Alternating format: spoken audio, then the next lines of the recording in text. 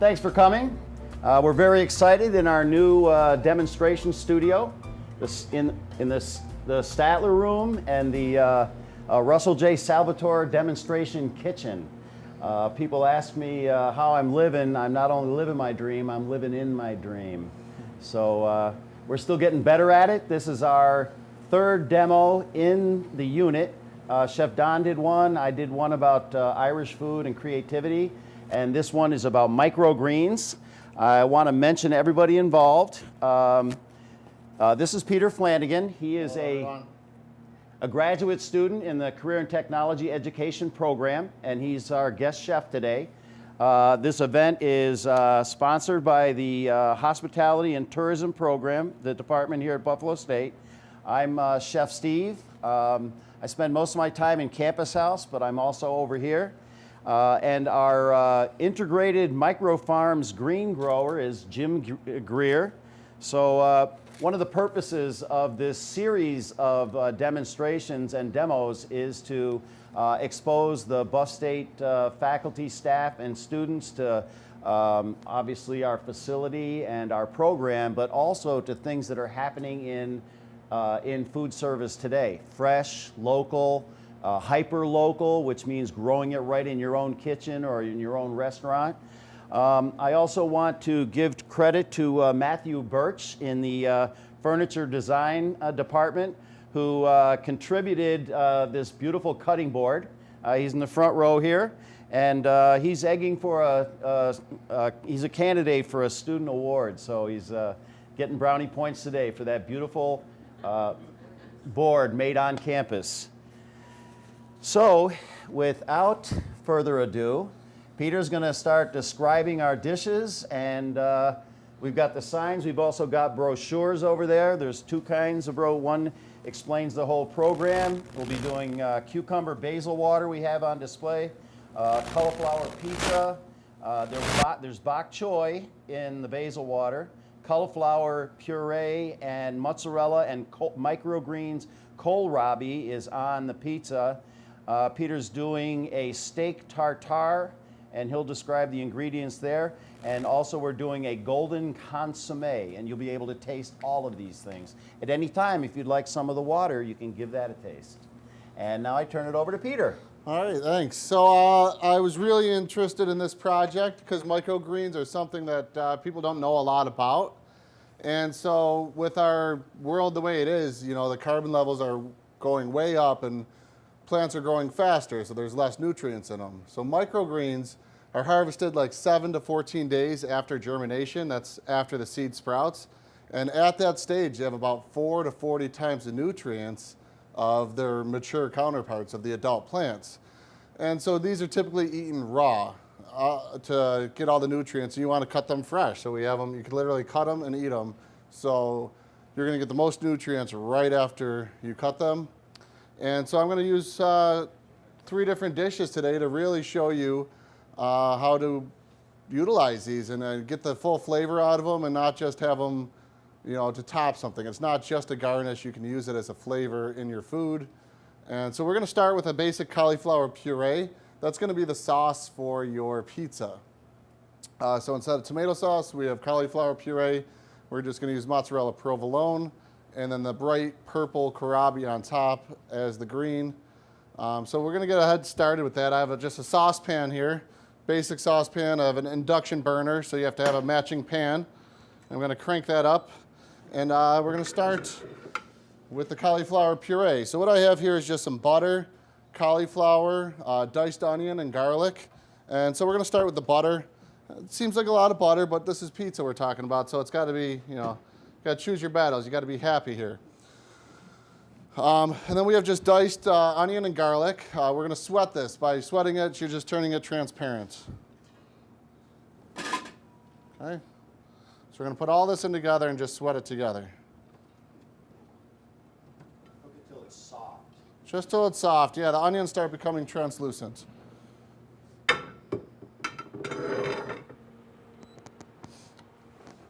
So once those onions become translucent, we're just going to add heavy cream and water and just let it slowly cook while we're doing the rest of the demo.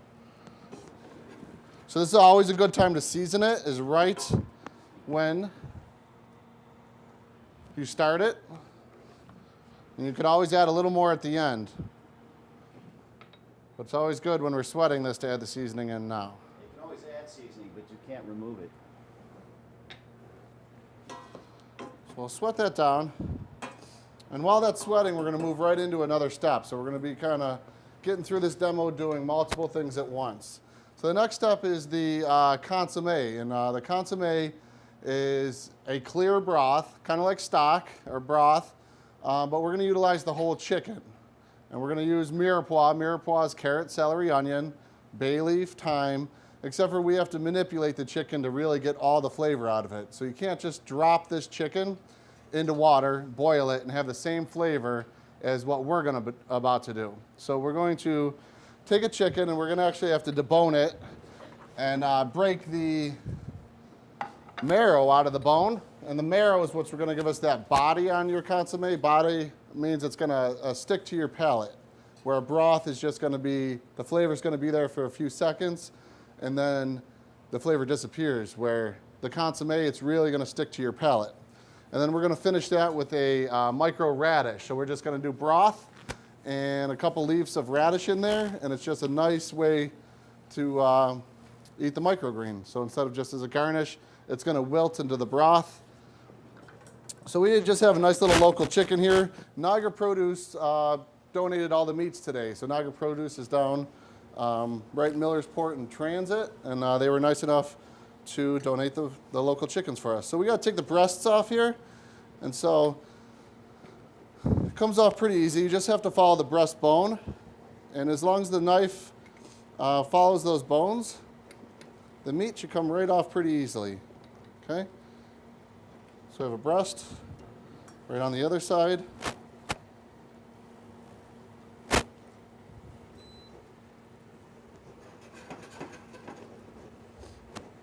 Okay, 1, 2, we're going to take the bone, the chicken wings off. 1, 2, the thighs and the drumsticks. 3, 4. Okay. We have to cut through that and expose that. That's what we're doing. We're exposing the bone marrow. The bone marrow is what's going to give that stuff that I was talking about, going to stick on your palate. Okay. Okay, so expose that out. We're going to stick this right in the pizza oven right behind us. The heat is going to shrink the bone and help the marrow get out. So we're going to leave these thighs for another demo. Maybe we'll do Jamaican jerk chicken or something. What we're after is the chicken breast. Okay? So we do not want the skin. The skin is going to give us cloudy. So no fat, no skin. We'll take the skin right off so that we don't have a cloudy consomme. And what we're going to do is we're going to dice this chicken up nice and small. So basically what we're going to do now is we're going to make the raft. The raft is what holds everything together and it pulls the impurities out of your broth. That's the difference between a stock and a consomme. So we're simply just going to dice this meat up.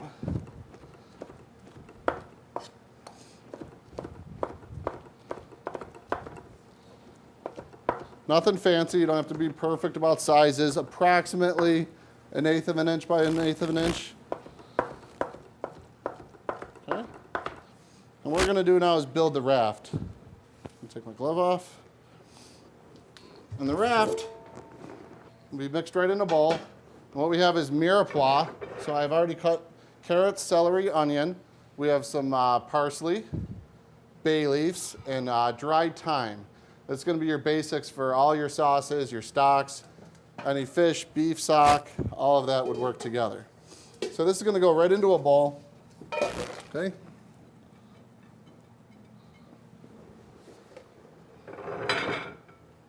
And into this bowl is going to go your diced chicken.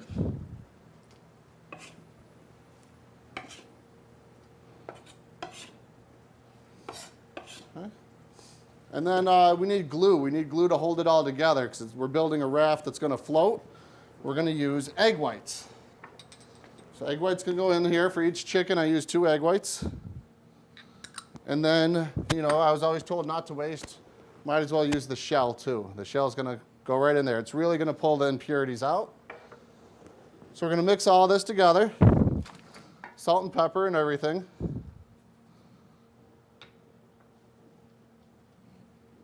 Just mix this thoroughly. You don't have to overmix it, just till it comes together. Okay.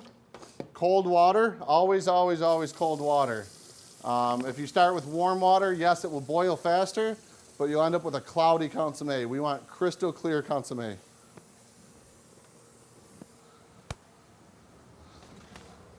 Okay. We've warmed up those bones just a little bit. That's just going to help free up that marrow. The marrow's going to go right into our water. Okay.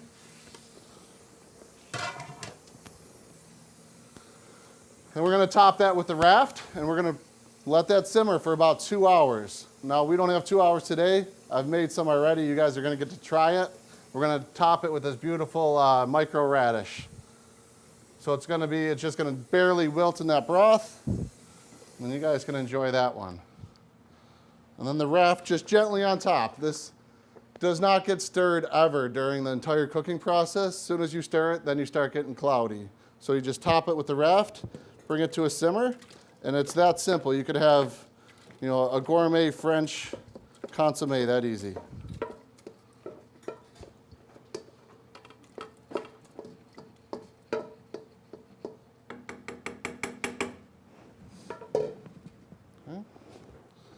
Sounds like our cauliflower puree has sweat. So we're just going to add our heavy cream to that and our water and let that continue to cook.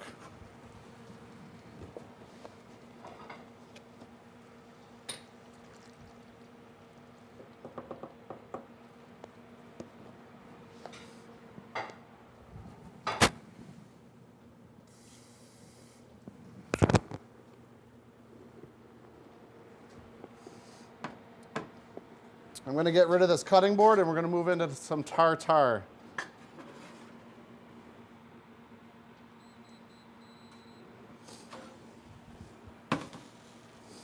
Okay. We want to get a new cutting board because we don't want chicken in our tartare. So if this isn't the epitome of freshness,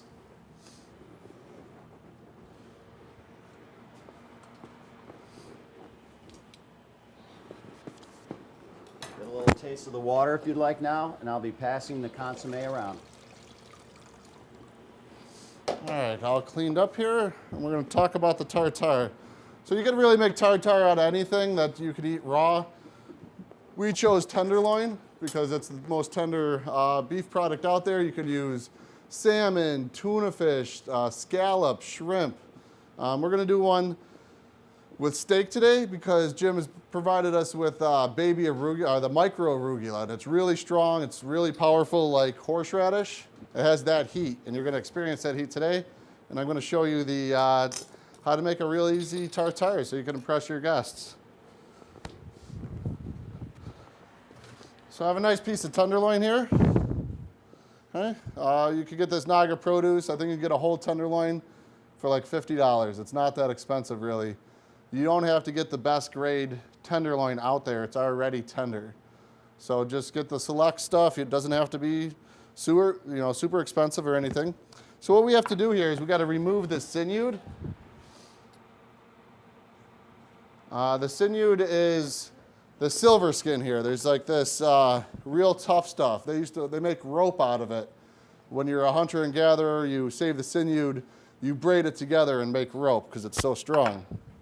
So I choose just a paring knife, and if you get underneath that sinew, you could just pull it right off. And that's the stuff they make like ropes out of. The Native Americans made ropes out of. They saved all the animal.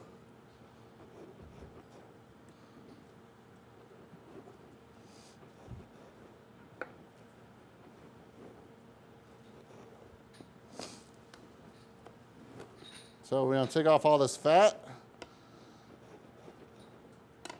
Now you're thinking raw beef, it's going to get cooked a little bit. Any bacteria is going to get cooked off from the citrus. Citrus is antibacterial. When we mix the citrus in there, it's going to kill off any bacteria. So if there was any, that will be fine.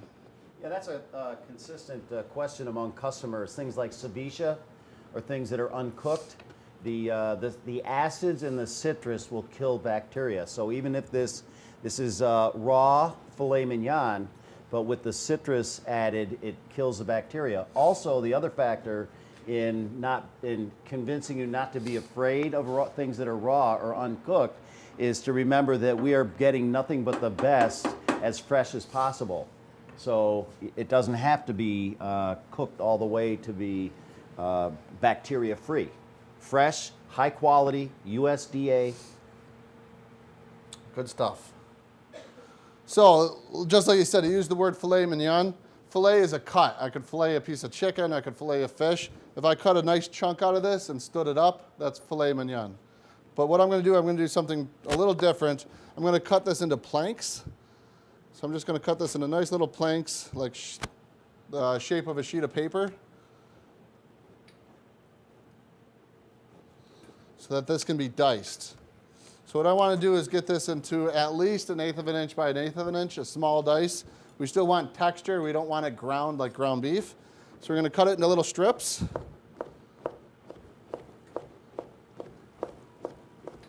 Okay. And we're going to take those strips and cut them into cubes.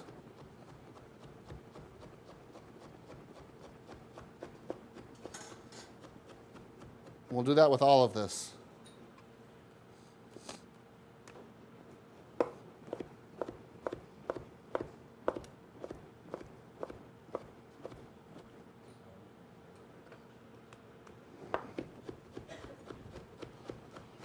Okay. So this is a little more coarse than ground beef. It has shape, it has texture. Okay. And now we're going to season it up. This is a real easy dish to make.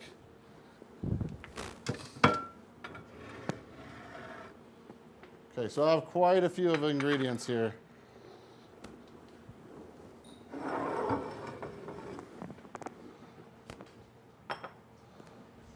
Grab that bowl. So, I'm going to put this steak right in the bowl.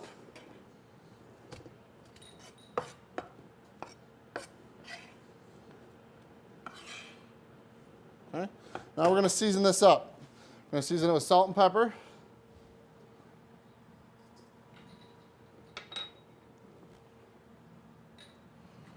We have capers. I've just roughly chopped them. Capers like a little Mediterranean berry that's been pickled.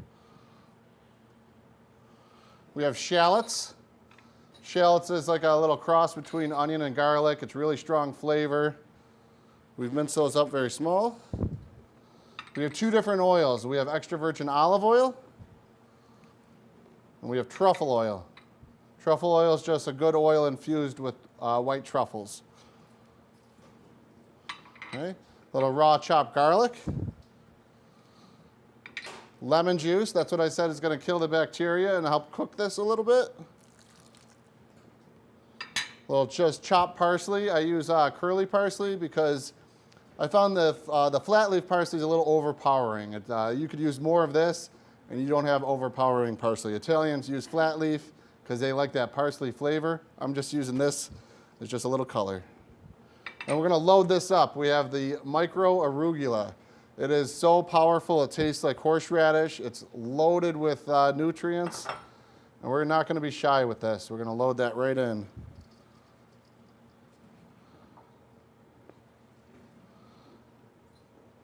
Okay.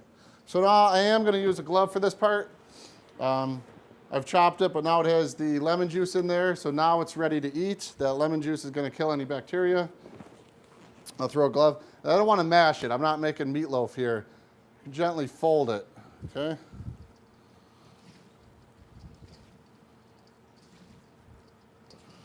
Now, if you're making this at home, I'd probably make this at least a half an hour to an hour and let that sit in the fridge before you serve it to your guests. That way all these flavors will really develop. Okay. We're going to set this aside. I'm going to cut up some baguettes, and then we'll have an opportunity to taste this one.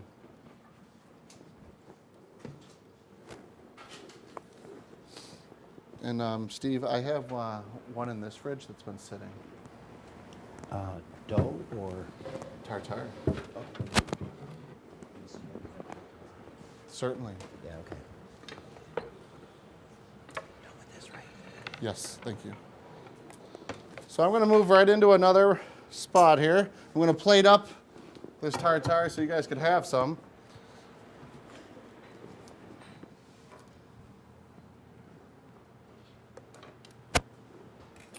Might as well, don't forget about our cauliflower puree. Can you guys smell it at all? Yeah? Good. So it's getting soft. As soon as this gets soft, we're just going to let this cook until it gets soft. And that's going to be our sauce for our pizza. Our consomme is almost to a boil. You don't want to let that boil. As soon as that starts bubbling, you turn that right down. Okay. All right, so I did do one earlier. This one has been sitting for about an hour. Now all the flavors have come together. That lemon juice cooked it, but it's not brown. You know, it's not cooked like in the oven. But this is ready for consumption. So you just take these little baguettes. All I did is take a baguette from Tops, Wegmans, or your local bakery, and you just cut it into sections and just toast it. Not till it's rock hard, just so the outside has some texture. And you simply just pile these little piles of goodness right here on top. This is a perfect before party. You know, invite your guests over, have this ready for them while you're still cooking another meal. You tease their palate a little bit. Okay. You don't have to overdo it. So this, any guest that you invite over will be more than happy to have this.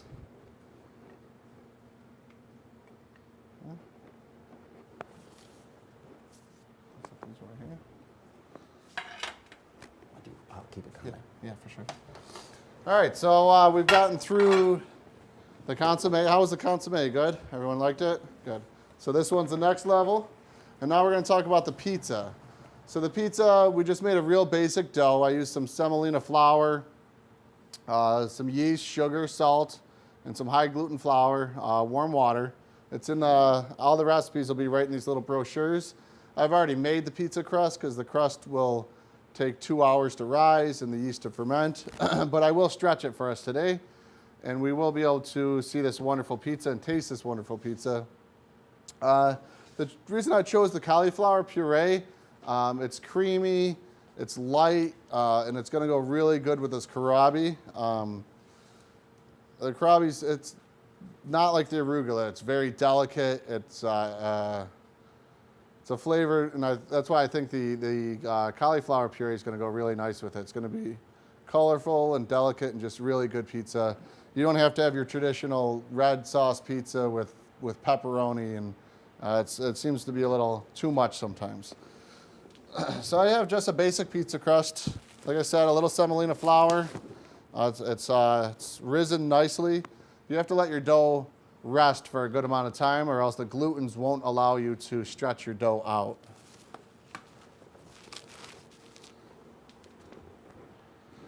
So we're going to stretch this right on the cutting board. Whenever you're stretching dough, you got two sides to your dough. One was touching the pan. That's going to be sticky. And then you have this side that I'm not going to stick to. So you're going to stretch your dough out that side down. Okay. And so you want a nice thick crust on the side. You use your hands here. And you don't want to pull your dough. You want to press your dough, because if you pull it, it tears. And then you could end up with a thinner spot, and then your sauce is going through your pizza onto your cooking surface. So you always want to push down and move your dough around. Well, I think the cutting board, we're going to use the counter here. The counter is going to be a better surface. Okay. So you just press down. It takes a little bit of time. You got to work with it. This is not DiGiorno. So you want to leave the outside, the crust is the thickest part. So you have a nice rise to it. And this is going to be a rustic looking pizza. It doesn't have to be perfectly round. And pick it up and just stretch it a little bit. Basically what I'm doing is I'm just using my thumbs and my hand, and I'm expanding my hand. I'm just opening my hand and stretching and stretching and stretching. Okay, now I think this is ready for sauce and cheese, and we'll go right into the oven, all right? So I already finished some of our puree. Ends up being a real nice velvety color, velvety texture, nice and smooth. I did put it in the blender. So once it cooked and everything was nice and soft, I put everything into the blender. Anytime you're blending something hot, you want to be really careful. Start it on low because the steam will build up and the top will fly off. So start it real low, and then you could gradually bring up the speed. Okay, so we're going to put a fair amount of this sauce on here, and we're going to spread it all the way to the crust. Steve, would you mind grabbing that bowl of cheese? Sure. Where? It's right, yes. So we're going to spread this all the way to the edges. We're going to get our board ready because we're going to slide this right into that hot oven behind us.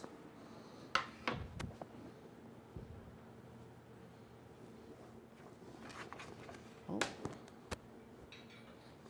Okay. Chef Steve's getting us some cheese real quick. While he's grabbing that, we're going to grab the oil. Oil. It's okay. You don't have to put oil on it. That's what's fun about cooking. You know, you don't have to have everything. It's still going to turn out good. If we were baking here, I'd have my scale out and measuring cups, but we're cooking here, so it's okay, really. So, while we're waiting for Steve, we do have one with cheese on it right here. We're going to pop this right in the oven. We did a fair amount of cheese right to the crust. This is going to caramelize up real nice, and we're going to stop that with the purple kohlrabi, like I said. Okay.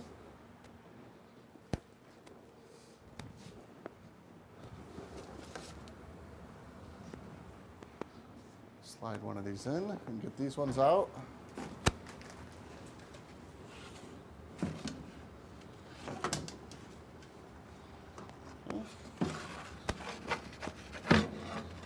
We do have one completed right here. Wonderful looking pizza. I'm going to top that with a beautiful purple kohlrabi.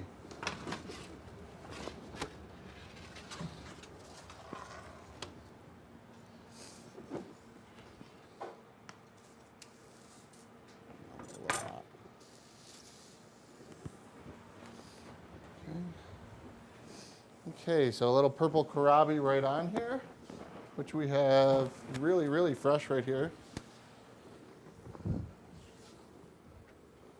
And we're just simply going to just pile it on there. You don't want to be shy. Where's the bowl? I didn't see it. The bowl for the... Cheese. Oh, thank you. I didn't see the bowl. That's okay. So we're going to pile this right on here. And it's going to just be a nice, fresh, different pizza. Slice this up, and it's a good alternative to your traditional red sauce and pepperoni pizza. So we're going to cut these up and cook a few of these for you guys to have today. Does anyone have any questions on everything? We do have a microphone here today if anyone's got any questions. If I didn't, I must have explained everything pretty good then. Yeah? Good? So I'm going to slice this pizza up for us, and we could try this. Oops. We have pizza cooking behind us yet. All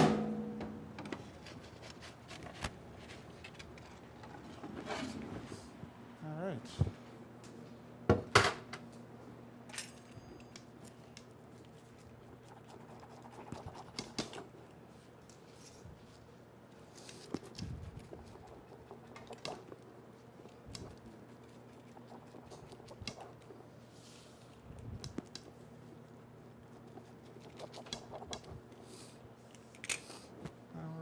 May I have a plate right here?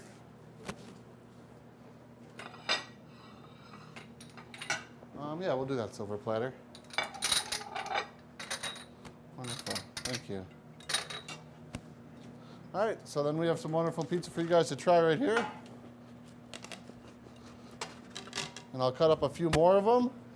And that's all 3 dishes there. And then I'll let Steve, got anything to say about our microgreens here?